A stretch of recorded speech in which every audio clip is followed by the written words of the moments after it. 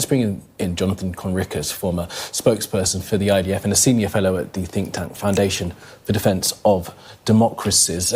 Jonathan Conricus, always good to speak with you. Thank you for joining us this afternoon. So you've heard there the condemnation from the UK government.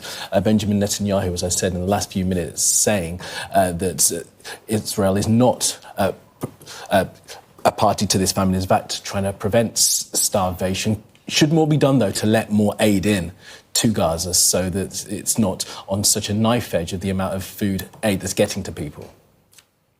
Yes, hello. Thank you for having me on. Always a pleasure. That declaration, I think if we scrutinize it a bit beyond the level of headlines, I think we will find that it is entirely politically motivated, unfounded, and it constitutes basically that organization, moving the goalpost and changing the criteria for what is a famine and making a specific and special criteria that is applicable only for Gaza, not applicable for anywhere else in the world, places like Sudan and Darfur and other places where there probably really is famine.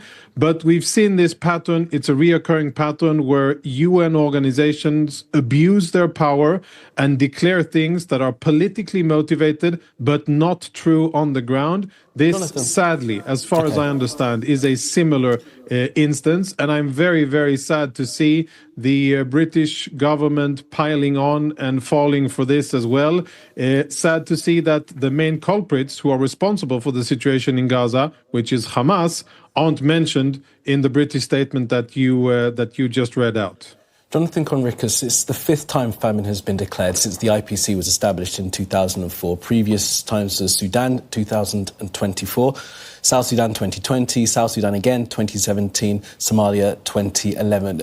On what basis do you think that the IPC have some kind of political aim in declaring what they see in Gaza City as famine?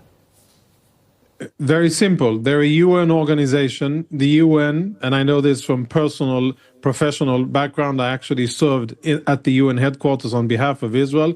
The UN is institutionally biased against Israel and has been throwing everything it has institutionally against Israel from achieving the goals that Israel set forth to achieve, which is to defeat Hamas, unseat them from power, and get the hostages back. And what the UN organizations in their entirety, whether it's UNRWA, whether it's World Food Program, which is affiliated with the UN, UNHCR, and now the same organization that you mentioned, what they have been doing since day one, instead of helping, instead of limiting the extent of suffering to people in Gaza, they have been putting sticks in the wheels, wrenches in the machinery, and instead of helping Israel defeat Hamas, Hamas the aggressor, Hamas the terrorist organization, Hamas the organization that took Israeli hostages and started this war, they have been obstructing, delaying, and actually causing much more suffering to Palestinians than what is necessary.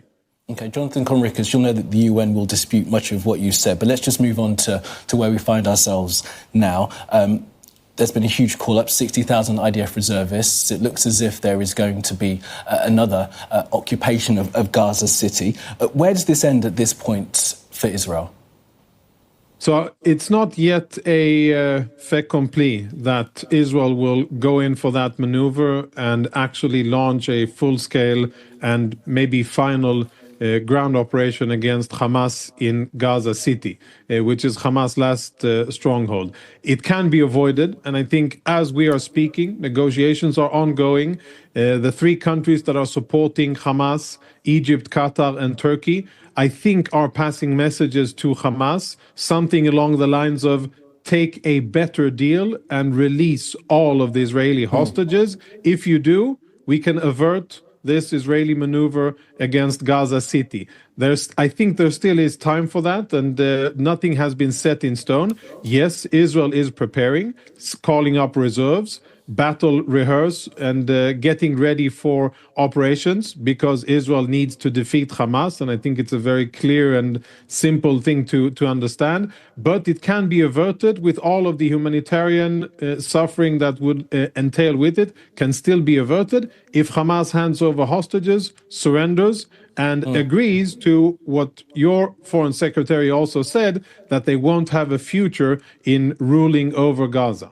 Yeah, I think that's something that everyone can agree on. But just to be specific then, on this idea of all the hostages being released, is that the sticking point? Hamas, as they have put forward their agreement, 10 hostages released alive, 18 dead hostages, and a pause in fighting for 60 days.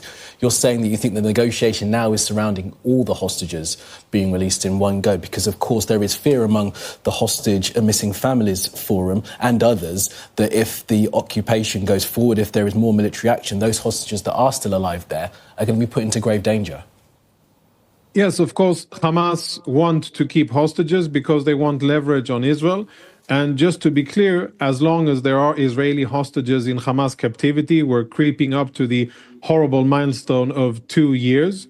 As long as there remain Israeli hostages suffering from severe malnutrition and starvation and tremendous torture and the most horrendous conditions that you can imagine or can't imagine, the war will continue. The war will not end. And Hamas will keep on fighting and Israel will keep on fighting until Hamas is defeated. So I think it is within everybody's interest to actually impress upon Hamas that, yes, hand over all the hostages. If you care about the future of Gaza, if you care about the plight of civilians living there, what you should do is make a deal that the supporting countries of Hamas, Turkey, Qatar, and Egypt, have been telling Hamas to do, and that is to return all of the hostages. And that is what Israel, I think, very, very, it's a very understandable claim that we want all our people back. And I think all of the world should be supporting that instead of bickering over false declarations of UN organizations and other declarations that I think have very little bearing.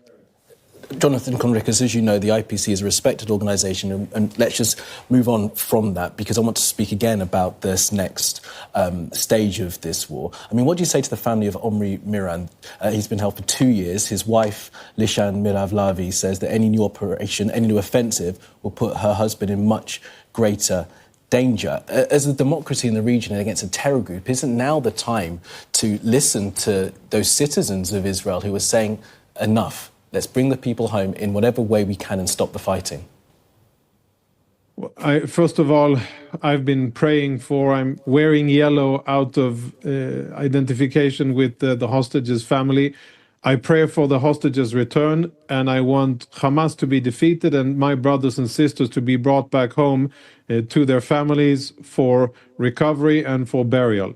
I'm not entirely sure that is factual, that working assumption of military maneuver means endangering the hostages. That could be prevented. More fighting, though, weren't there, Jonathan Conricus? More fighting in areas that are already completely decimated. We're seeing more people killed, tens of thousands of Palestinians killed, and those Israeli hostages still there, alive, one hopes.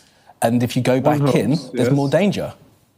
I've seen the reality on the ground. I've been inside Hamas bunkers and command facilities inside Gaza underground. And I think we know the harsh, horrible reality of exactly how cruel Hamas are. And we know that they will probably want and try to to murder Israeli hostages if Israel attempts to get them out. And I think that's important to understand. And, the pressure that Israel is applying using military force in order to apply pressure on the military leadership on Hamas, the intention here is to get our people back and to make sure that other Israelis can live peacefully in their homes after Hamas is defeated. If Israel stops now, that means a victory for Hamas, for Qatar, the offer for is there Egypt. to get 10 out alive right now. Well, 10 isn't enough. That isn't what Israel needs. Israel wants all of the people back, and I think that is exactly what Israel should aspire to, and that is what I would hope, maybe naively, that the world would support Israel in this very justified quest to get our people back from a captivity in a terrorist organization. We're talking about civilians, some of them soldiers, but most of them are civilians that are being kept by Hamas. And I think the world should unite behind Israel in its quest to get them out, and the pressure should be on Hamas and their supporters, Egypt, Qatar, and Turkey, to actually allow them out to happen. And if anybody watching cares about Palestinians and cares about hostages, then the motivation should be apply pressure on Hamas, get Hamas to fold, and get the supporting countries, Egypt, Qatar, and Turkey, to say to Hamas that the game's up, your time is over, you've done tremendous damage to the cause of the Palestinians, and you have no future role in anything, in leadership with Arabs in the Middle East, and you should leave and you should be relegated. But instead, we see Egypt supporting Hamas, we see Turkey hosting Hamas leadership abroad, and we see Qatar funding and hosting them abroad. They would dispute that they're hosting, that they're supportive. They would say that they're being mediated. But Jonathan Conricus, we have run out of time, and we had a discussion, and I do appreciate you joining us. I appreciate the time. Thank you very much.